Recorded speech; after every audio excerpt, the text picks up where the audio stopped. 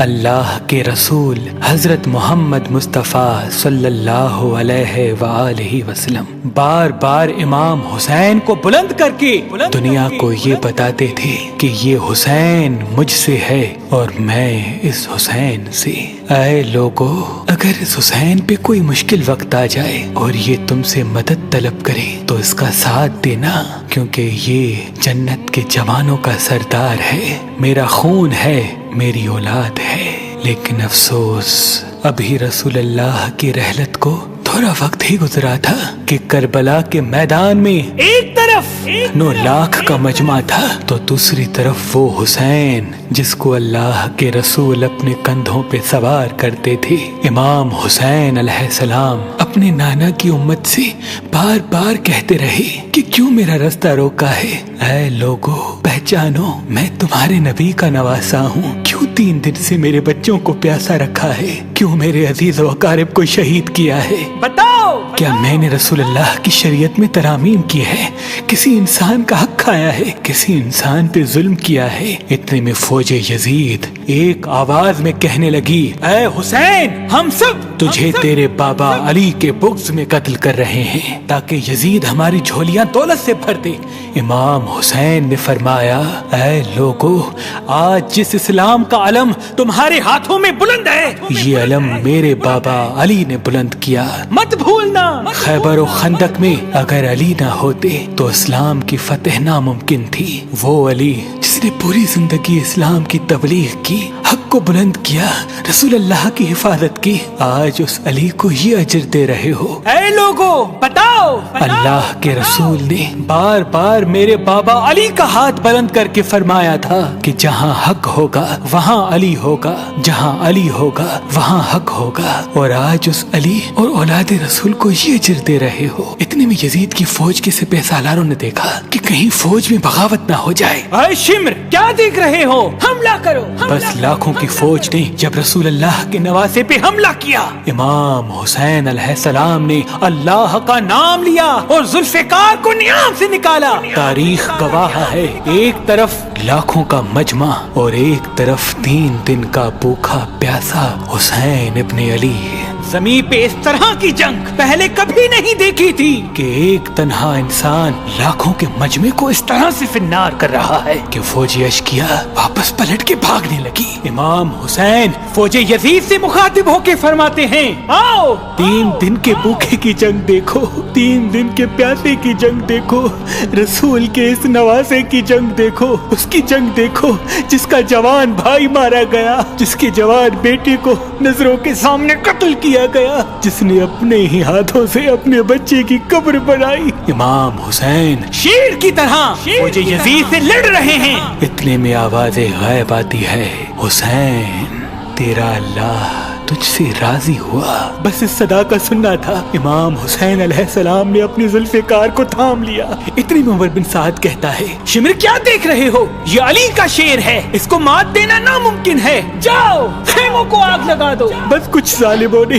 بیبیوں کے خیموں کو آگ لگا دی اور کچھ امام حسین کو دور سے تیر مارنے لگے۔ امام حسین کبھی بیبیوں کے خیموں کی طرف بڑھتے ہیں، کبھی فوج کی طرف جاتے ہیں۔ عمر بن سعد اور شمر نے فوج کو 4 حصوں میں تقسیم کر دیا اور یہ کہا کہ کوئی بھی حسین کے قریب نہ جائے، جس کے پاس جو چیز ہے وہ دور سے حسین کو مارے۔ جس کے پاس نیزہ تھا اس نے نیزہ مارا، جس کے پاس تیر تھے وہ تیر مارتا رہا، جس کے پاس برچیاں تھی وہ برچیاں مارنے لگا۔ تاریخ نے لکھا جس کے پاس مارنے کے لیے کچھ نہ تھا وہ کربلا کی گرم زمین سے مٹی اٹھا کے امام حسین کی طرف پھینکتا رہا۔ امام حسین کے جسم مبارک پہ ہزاروں زخم لگتے رہے۔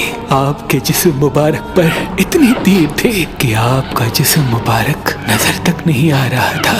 بس جیسے ہی نواسا رسول گھوڑے کی سین سے زمین پہ آتے ہیں، فوج یزید جھومنا شروع کر دیتی ہے، لیکن اتنے میں وہ گھوڑا جس پہ آپ سواری کیا کرتے تھے وہ امام حسین کے چاروں طرف گھومنا شروع کر دیتا ہے تاکہ ان تیروں سے میں اپنے آقا حسین کو بچا لوں۔ وہ گھوڑا دوڑ ہی رہا تھا، اتنے میں میں عمر بن سعد نے کہا اے لوگو رکو، میں نے اپنی آنکھوں سے دیکھا تھا اس گھوڑے پہ اللہ کے رسول سواری کرتے تھے، کہیں تیر اس گھوڑے کو نہ لگے، اور یوں تیروں کو چلانا بند کیا گیا۔ افسوس ہے ان لوگوں کو اس گھوڑے کا تو احترام معلوم تھا جس پہ رسول اللہ سواری کیا کرتے تھے، لیکن اس حسین کا احترام بھول چکے جن کو اپنے کندھوں پہ سوار کر کے امت کو دکھایا کرتے تھے۔ بس امام حسین علیہ السلام زمین کربلا پہ اپنا سر رکھ کے اللہ کا شکر کر رہے ہیں، اور وہاں فوج یزید کے مختلف سپاہی امام حسین کا سر کاٹنے کے لیے قریب آتے ہیں۔ جو بھی قریب آ کے امام حسین کے سر کو دیکھے تو اسے امام حسین کے چہرے میں رسول اللہ کا چہرہ نظر آئے اور وہ چیخ کے دور چلا جائے۔ اتنے میں شمر کہنے لگا یہ کام مجھ سے ہی ہونا ہے۔ جیسے ہی شمر نے خنجر امام حسین کے گلے پہ رکھا تو وہ دیکھے امام حسین کے لب ہل رہے ہیں۔ اس نے سوچا ہم نے حسین کا پورا خاندان قتل کر دیا، 3 دن تک حسین کے بچوں کو پیاسا رکھا، شاید حسین ہمیں بد دعا دے رہے ہوں گے، سننے کے لیے کان قریب کرے تو کیا سنے۔ امام حسین علیہ السلام اللہ کی دربار میں اللہ کی نعمتوں کا شکر کر رہے ہیں کہ اے اللہ تیرا شکر ہے کہ اس عظیم امتحان کے لیے تو نے اس حسین کو چنا۔ اتنے میں امام حسین نے آنکھیں کھولی اور شمر سے کہا اے شمر کیا تو نہیں جانتا میں رسول اللہ کا نواسا ہوں، جنت کا سردار ہوں، حق پہ ہوں، بے جرم ہوں۔ شمر نے کہا ہاں مجھے معلوم ہے، پھر آپ نے فرمایا تو کیوں قتل کر رہے ہو؟ شمر نے کہا تاکہ یزید میری جھولی دنیاوی دولت سے بھر دے۔ بس یہ کہتے کہتے شمر امام حسین کا گلا کاٹتا رہا اور فوج یزید مسلسل جھومتی رہی۔ امام حسین کے سر قلم ہونے کے بعد سادات کو لوٹا گیا۔ امام حسین کے سر مبارک کو نوکے سنا پہ بلند کر دیا۔ بی بی سکینہ کو تماچے مارنے لگے، رسول اللہ کی نواسیوں کے سروں سے چادر کو لوٹ لیا اور امام حسین کے جسم مبارک کی توہین کرنے لگے۔ تاریخ نے لکھا امام حسین کے جسم پر جو جو چیزیں تھیں ان کو لوٹنے لگے۔ اتنے میں ایک شخص امام حسین کے جسم کے قریب آیا۔ امام حسین کے ہاتھ میں ایک انگوٹھی پہنی تھی، اتارنے کی کوشش کی نہ اتری، وہ انگلی کاٹ کے انگوٹھی لے گیا۔ آپ کے جسم مبارک کو رسیوں سے باندھ کے کربلا کی گرم زمین پہ ادھر سے ادھر پھرایا گیا۔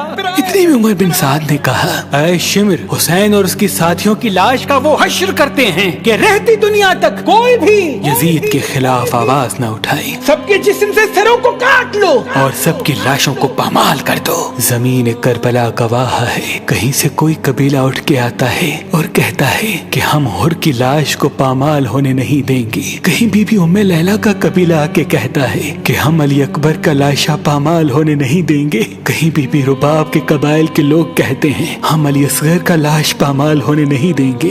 ایک ایک شہید کی لاش پامال ہونے والی جگہ سے ہٹائی گئی، تاریخ گواہ ہے صرف رسول اللہ کا اکیلا نواسا کربلا کی گرم زمین پہ پڑا رہا اور مغرب کے گھوڑے مشرق کی طرف، مشرق کے گھوڑے مغرب کی طرف دوڑتے رہے۔ امام حسین کا جسم پامال ہوتا رہا۔ امام جعفر صادق علیہ السلام فرماتے ہیں میرا سلام ہو میرے اس غریب دادا پر جس کی لاش کو اس طرح سے پامال کیا گیا کہ ان کی دائیں پسلیاں بائیں پسلیوں کی طرف چلی گئی اور بائیں پسلیاں دائیں پسلیوں کی طرف چلی گئی، جن کا سینہ اور پشت ایک ساتھ ہو گیا۔ سلام ہو میرے اس بے وطن دادا حسین پر جن کے جسم مبارک کے ٹکڑوں کو زمین کربلا پہ بکھیرا گیا۔ سلام ہو، سلام ہو، سلام ہو۔